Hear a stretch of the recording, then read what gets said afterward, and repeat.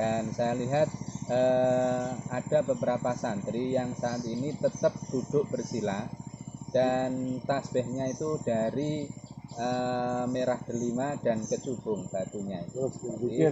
Terus berzikir dan memutar terus tasbihnya.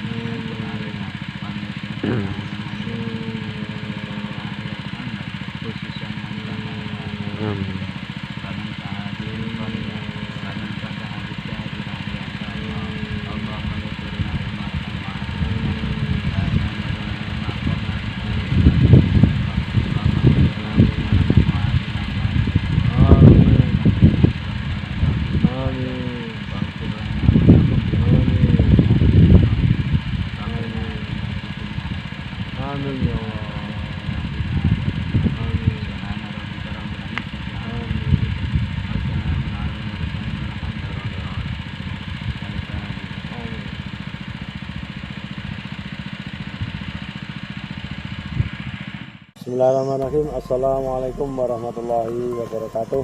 Waalaikumsalam warahmatullahi wabarakatuh.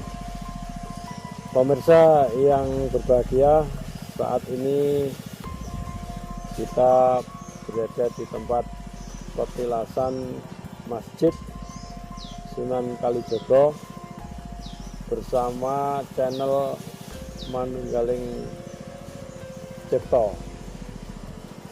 Pemirsa, alhamdulillah kita masih diberi kesempatan untuk menelusuri atau jejak petualang menelusuri dan sekaligus berziarah tempat-tempat sejarah agama Islam, khususnya yaitu sekarang berada di Dukuh Kepek, Desa Ngeni, Kecamatan Wonotirto, Kabupaten Blitar. Untuk itu, dalam perjalanan kali ini kita mengupas dan menelusuri sejarah kembali tentang apa-apa yang ada di tempat ini, mungkin terkait kegaibaan, terkait kemistisan dan keistimewaan. Untuk itu masih bersama channel Manunggaling Cipto. Untuk itu kita langsung saja seperti biasa kita kupas bersama Al-Karim sama Yai Selamat Wahyudi. Waktu kalau semanggakan, monggo. Assalamualaikum warahmatullahi wabarakatuh. Waalaikumsalam warahmatullahi wabarakatuh. Alhamdulillahirrahmanirrahim. Kita masih di hari dan di bulan Agustus, tepatnya di tanggal 1 hari setelah proklamasi kemerdekaan, yaitu tanggal 18 saat ini. Kita bersama-sama berada di wilayah sejarah, yaitu ini terkenal dengan petilasan Masjid Tiban Sunan Kalijogo yang berada di hutan Kepek. Maka dari itu kami akan mencari tahu tempat ini dihuni oleh makhluk apa saja. Setelah kita akan cari tahu di sini, kita akan menelusuri sejarah yang ada di sini. Yang pertama, kami tadi begitu masuk sudah disambut oleh beberapa makhluk-makhluk yang ada di sini. Makhluknya semuanya ramah, tidak ada yang neko-neko kalau niat kita itu baik. Tapi kalau niat kita nggak baik, ada makhluk tapi di luar area ini yang tidak setuju. Nah, itu karena apa? Tempat ini adalah tempat suci yang dihuni atau ditempati oleh sebagian dari santri-santri Sunan Kalijogo pada saat itu. Dan di sini dari pintunya masuk di arah timur ya, arah timur itu penjaganya berjajar-jajar seperti pondok pesantren. Seperti pondok pesantren, pakaian mereka semuanya putih dan mereka seolah-olah mau menyalami. Seolah-olah mau menyalami kita dan mempersilahkan masuk kepada kita saat kita datang dengan simbol begini, sopan gitu. Silahkan masuk Jawa. Terus setelah itu kita tadi melakukan tahlil. Setelah tahlil selesai, kita acara ini. Dan saya lihat ada beberapa santri yang saat ini tetap duduk bersila dan tasbihnya itu dari merah delima dan kecubung batunya itu. Terus berzikir dan memutar terus tasbihnya. Itu dulunya Sunan Kalijogo itu pergi dari sini itu memerintahkan 2 santri untuk menunggu tempat ini dan jangan sampai kalian pergi sebelum aku datang ke sini. Ternyata di suatu saat Kanjeng Sunan Kalijogo itu melupakan atau terlupa akan santrinya yang ada di sini, yang ditinggal di sini untuk menjaga tempat ini. Sebenarnya ada beberapa santri yang ditugasi menjaga 2 orang tersebut, namun karena kedua santri itu taat kepada guru, perintah guru, akhirnya beliau sampai muksa di tempat ini.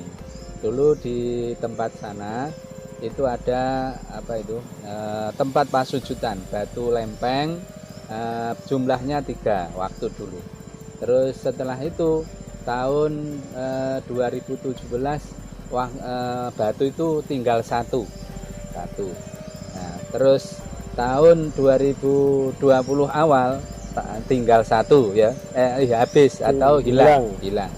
Nah, hilangnya entah kemana atau dicuri orang atau kemana kurang tahu. Yang jelas saat ini batu di sana sudah tidak ada untuk pasujudan, batu-batu itu. Dan ini adalah dikatakan masjid peninggalan Sunan Kalijogo. Kita lihat di arah atas itu adalah bekasnya masjid. Di atas itu bekasnya masjid.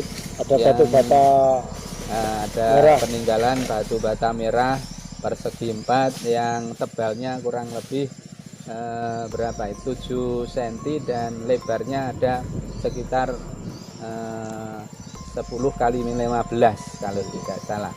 Itu di sana banyak tertata di sana di atas itu. Itu menandakan bahwa di sini adalah tempatnya berwudu dan di sana adalah tempatnya sholat. Kenapa batunya di sini? Karena di sini tempat yang sangat rindang, dekat dengan air, dan dulunya tempat ini jarang dimasuki manusia biasa atau orang-orang sekitar sini jarang masuk ke area sini. Oleh sebab itu mereka berdua diperintahkan di sini untuk bertapa istilahnya ya, menunggu sambil berzikir itu di sana. Dan hingga sampai saat ini kalau kita lihat dengan mata batin kita masih ada 2 santri yang terus duduk dan bersila dan sambil berzikir. Itu adalah peninggalan Sunan Kalijogo dan santrinya berada di tempat ini. Dan tempat ini walaupun musimnya kering, air tidak akan bisa kering. Padahal tempatnya ini kan bukit, di bukit, di bukit. atas ya. Namun alhamdulillah kuasa Allah, subhanallah. air itu terus mengalir dan untuk kebutuhan masyarakat keluar sekitar. dari bumi, dipakai untuk lep-lep di pegunungan sini dan untuk minum juga. Itu adalah kuasa Allah, menandakan bahwa Allah itu memberikan kecukupan berupa air, tidak menentu tempatnya di bawah, tapi di atas seperti ini masih ada air juga yang keluar dari bumi dan keluar dari bumi itu terus mengalir ke atas, tidak usah menggali. Dan tempat-tempat yang di bawah masih banyak tapi kering, tidak ada air, tapi di atas ini airnya mengaliri semua yang membutuhkan.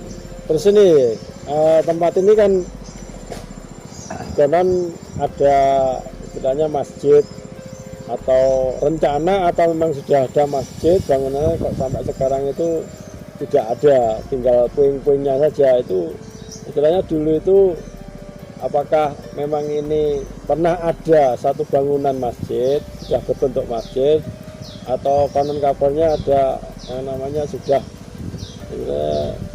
nggak jadi masjid gitu loh. Antara ada masjid dan tidak jadi masjid itu apa yang benar bagaimana itu? Kalau saya lihat dengan mata batin saya, di situ dulu ada masjid.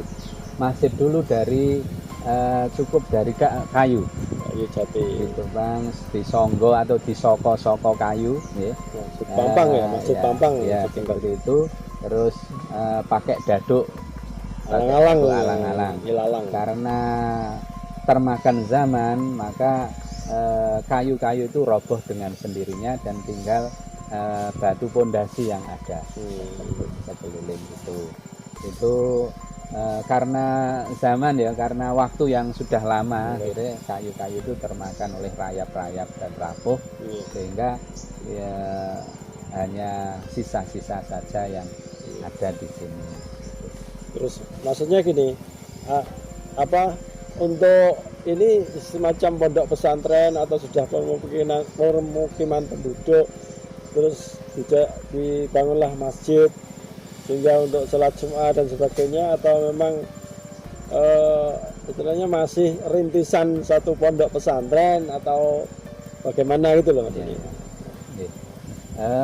Di sini dulu masih hutan liar, hutan yang sangat banyak hewan-hewan yang sangat buas. Misi beliau adalah mengajak santri-santri menyebarkan para ahli-ahli dakwah di semua pelosok-pelosok desa di kawasan hutan-hutan yang ada penduduknya, itu untuk mengajarkan agama Allah. Itu terbukti di sini didirikan masjid dan banyak santri-santri yang sekarang ini masih terlihat oleh pandangan saya. Itu insya Allah kalau tidak keliru itu juga sudah ramai di sini. Sudah penduduk ramai, ya, pemukiman lah. Cuman tidak di tempat ini, mungkin agak ke sana karena apa, kalau ada air di sini itu pasti sumber otomatis kehidupan, ya, sumber kehidupan, dan orang-orang suka di sekitar sini. Mungkin ada lagi mungkin ini istilahnya keistimewaan dari tempat-tempat yang lain, mengapa, dan ini mungkin kalau dilihat secara realnya kan bukit dan masih banyak bukit-bukit yang lain, mungkin di sini tempatnya itu yang paling istimewa, barangkali ada keadaan atau keistimewaannya. Untuk keistimewaan tempat saya belum bisa mendeteksi seberapa auranya tempat ini sehingga bikin sebuah masjid dan ditempati oleh Kanjeng Sunan Kalijogo. Tapi yang membuat menarik adalah adanya air di sini. Itu adalah air yang diciptakan oleh Kanjeng Sunan Kalijogo di sini dengan kesaktian beliau. Jadi di sini adalah sumber yang dibikin oleh beliau, karena sumber ini letaknya di atas dan tidak beliau pernah kering. Ya, tidak pernah kering dan beliau memilih tempat ini karena di sini dulunya penduduknya banyak, banyak penduduk.